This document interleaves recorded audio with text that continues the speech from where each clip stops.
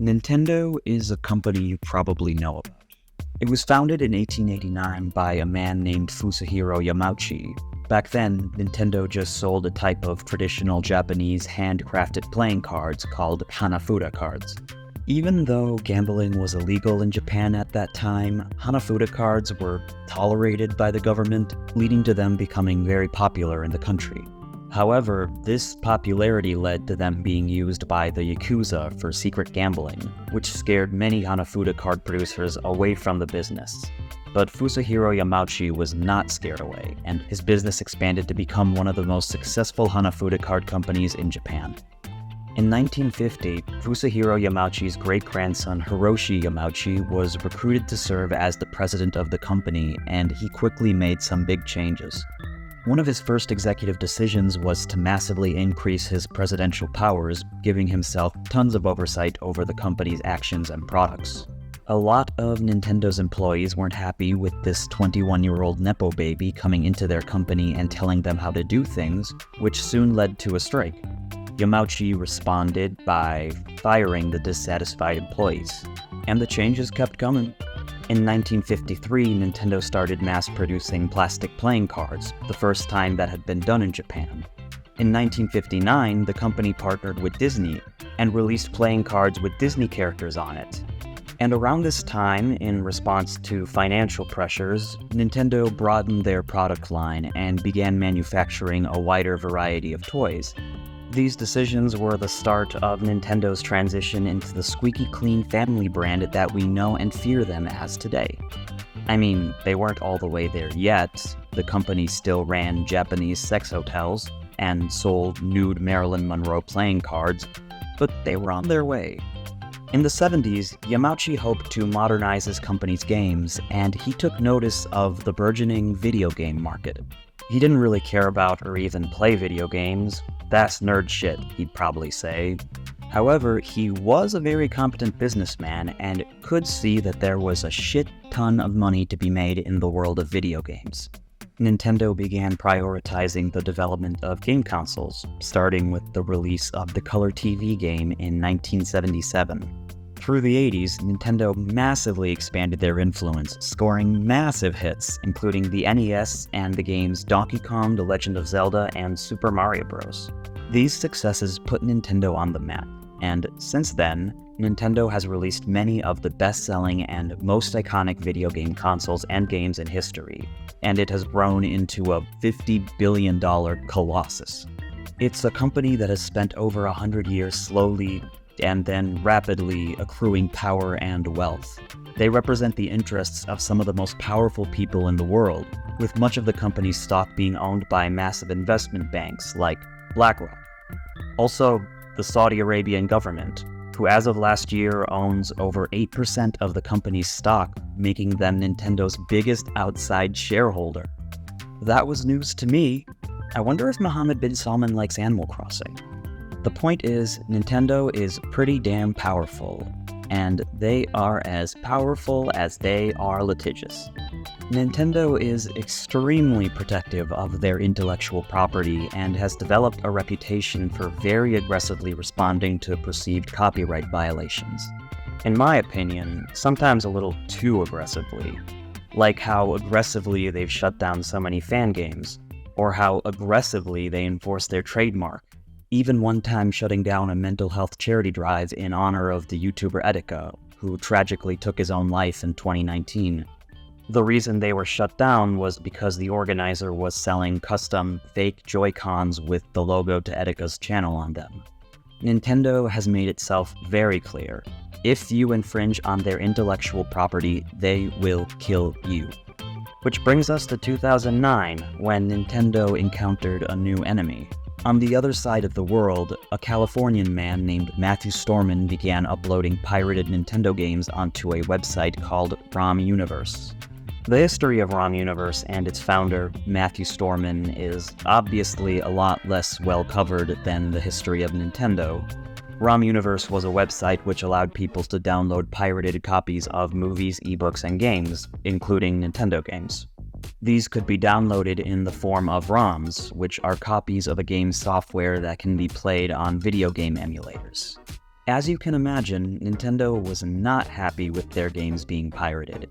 And if Matthew wasn't poking the bear enough by hosting Nintendo ROMs, he went even further and was actually profiting off these pirated games by selling a premium membership to the site. Matthew, no! In the lead up to Nintendo taking action against Matthew, the company was cracking down hard on ROM sharing websites. They'd used lawsuits and legal threats to successfully shut down several extremely popular ROM sharing sites, including Love Retro, Love ROMs, and Emu Paradise. On September 10th, 2019, Nintendo of America filed a lawsuit against Matthew Storman for copyright and trademark infringement. But Matthew Storman was not interested in going down without a fight. In their lawsuit, filed to the United States District Court for the Central District of California, Nintendo accused ROMUniverse of allowing hundreds of thousands of illegal copies of Nintendo games to be downloaded by visitors to the site, although later evidence would indicate that it was more like 50,000 illegal copies. In total, they sued Matthew Storman for 49 counts of copyright infringement and 28 counts of trademark infringement. The difference being that copyright laws protect original works of creativity, whereas trademark laws protect a company's branding, like their logo or their slogan. Nintendo was asking for $150,000 for each case of copyright infringement and up to $2 million in total for the trademark infringement. And they did not have a difficult case to argue. Nintendo, of course, easily proved that they were the rightful owners for the copyrights and trademarks that were infringed on. Their lawyers then easily documented several damning facts. That ROMUniverse was hosting illegal download links for Nintendo games and illegally using Nintendo imagery like their box art or their logo. The site also had advertisements out where they explicitly offered downloads of Nintendo games. On top of that, Matthew was charging $30 a year for a premium membership to ROMUniverse, which offered users faster and unlimited game downloads. And Matthew Storman allegedly liked to live with his dick up to the fire because, according to Nintendo's lawsuit, following Nintendo going after other ROM sites, Matthew was bragging about the fact that Nintendo ROMs were still available at his site.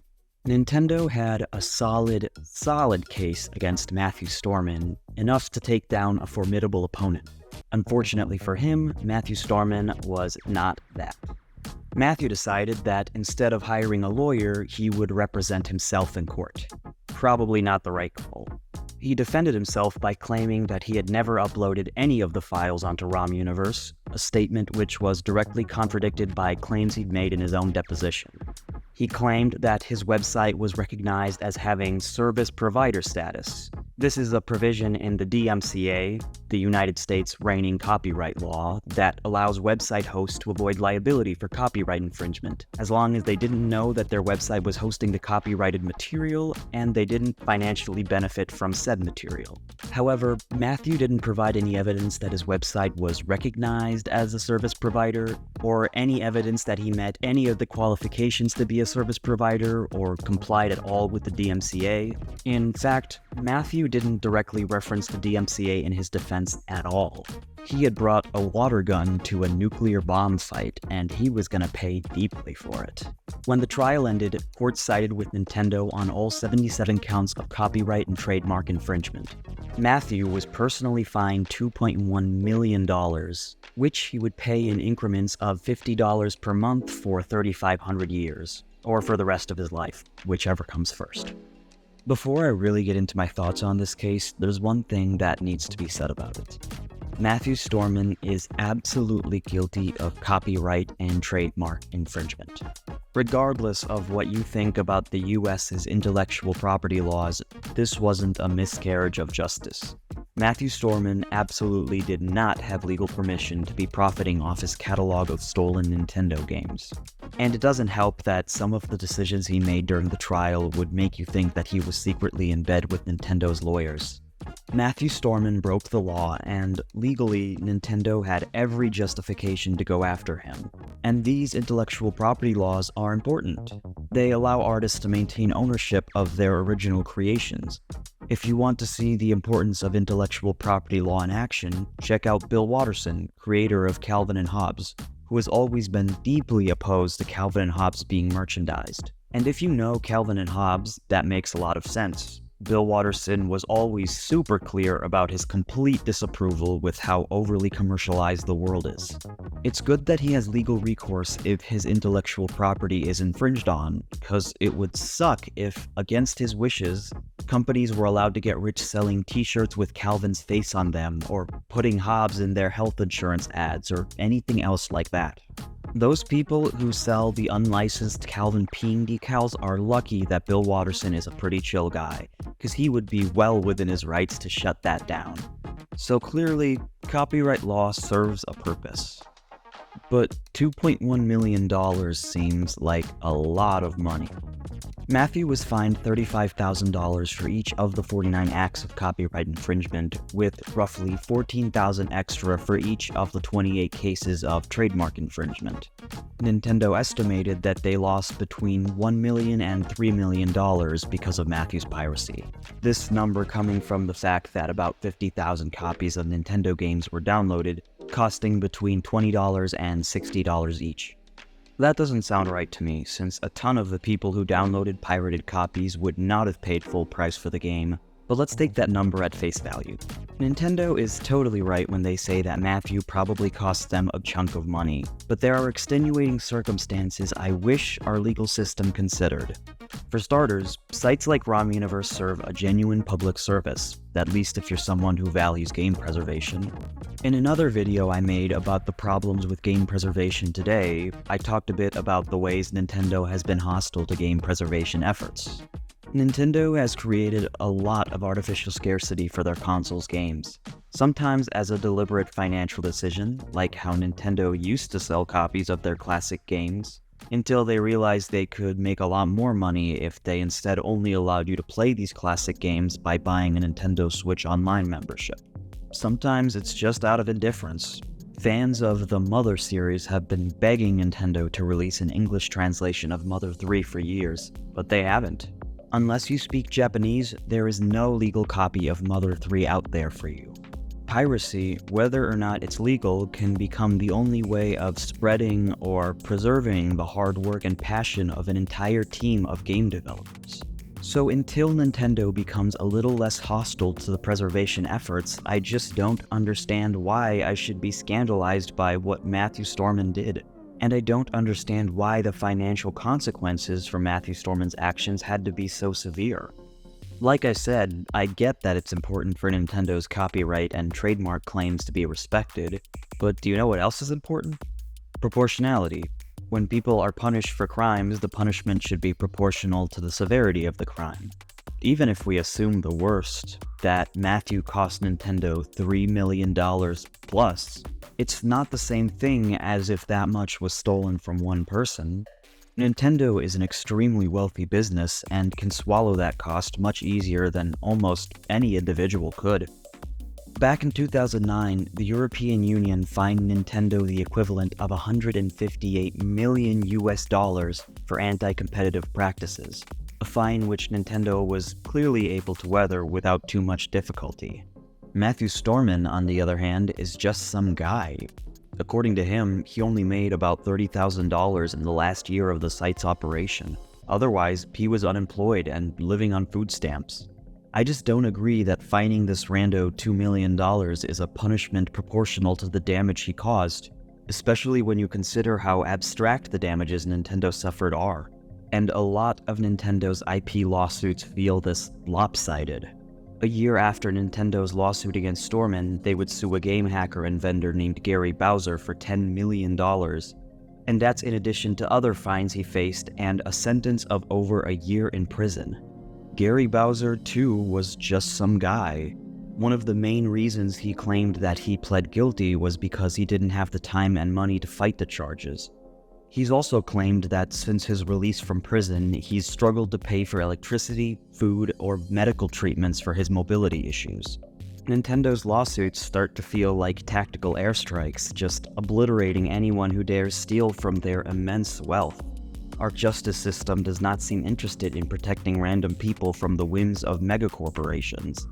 Under our current legal system, how can someone like Matthew ever compete with a company like Nintendo? Nintendo can afford some of the most elite lawyers in the entire world, and even if Matthew hadn't decided to represent himself in court, who knows if he would have been able to acquire adequate legal representation. Hiring a lawyer is expensive, and like we established, he wasn't exactly getting rich off ROMUniverse. I've seen a lot of people online who disagree with me and think Stormin is just getting what he deserves. They'll call him an idiot for breaking the law so flagrantly, or they'll point out the fact that he was profiting from his stolen games. But even if that's true, it's also important to look at the human cost of these rulings. It's hard not to think about what happened to Aaron Swartz, one of the founders of Reddit and an activist for internet freedom. In January of 2011, he was arrested for hacking into JSTOR, a digital library for academic journals, and illegally downloading almost 5 million articles. Prosecutors speculated that the reason he did so was to allow others to have free access to these articles. Online freedom of information was an issue he cared deeply about. Aaron was indicted on 13 counts, including wire fraud and illegal hacking charges, and faced up to 35 years in prison and $1 million in fines. The most ridiculous part is that JSTOR wasn't even pressing charges against Aaron, they just wanted him to return the pirated articles. But the prosecutors, Carmen Ortiz and Stephen Heyman, wanted to make an example out of him. On January 11, 2013, Aaron Swartz's girlfriend found him dead by suicide. He was only 26. In a lot of ways, Aaron's case is like Matthew's, and in a lot of ways, they're nothing alike. Both demonstrate an important fact, though. If the law is going to be punishing people so severely and for such a long time, there needs to be a good justification because we are dealing with people's lives here. And when it comes to our current copyright laws, I don't think our justice system justifies themselves well enough. In fact, in a broad sense, I think all these trials I've talked about are emblematic of all the ways the justice system is heavily stacked in favor of corporations and the very rich. I've already talked about how the quality of your legal aid is so dependent on your wealth, and how big corporations are wealthy enough that even massive fines will barely make a dent in their wealth. But this inequality permeates the entirety of our justice system.